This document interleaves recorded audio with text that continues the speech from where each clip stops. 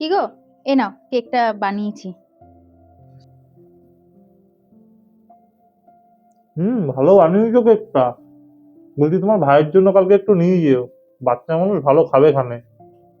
ভালো হয়েছে খেতে। যাক, ভালো হলেই ভালো। আর আমিও ভাবছিলাম একটু যদি ওকে দিতে পারতাম, ওর বেশ ভালোও লাগতো। ঠিক আছে, তুমি খাও, আমি তাহলে রাখি ওর জন্য আলাদা করে।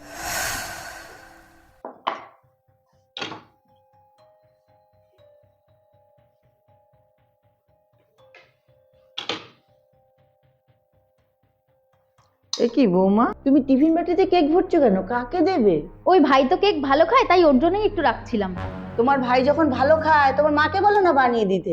আমার বাবু পয়সা খরচা করে কেক বানাবে আর তোমার ভাই ভালো খাবে, তোমার বাপের বাড়িতে কি টাকা পয়সা দিয়ে রেখেছে নাকি? আর যখন এত ভালোই কেক খায় তাহলে বলো না বাড়িতে বানিয়ে মা, দিতে।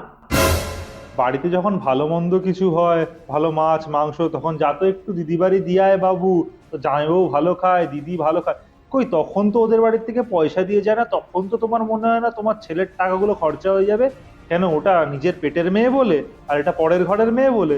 বলছি শোনো, এসব বন্ধ করো। যুগ পাল্টেছে, সময় পাল্টেছে। ছেলের বউকে নিজের মেয়ের মতো ভাবতে শেখো, ছেলের শ্বশুর বাড়িকেও নিজের আপনজন ভাবতে শেখো। তাহলেই ছেলে সুখী থাকবে, ছেলের সংসার ভালো হবে। তাহলে কোনোদিন ছেলে ভালোভাবে সংসার করতে পারবে না।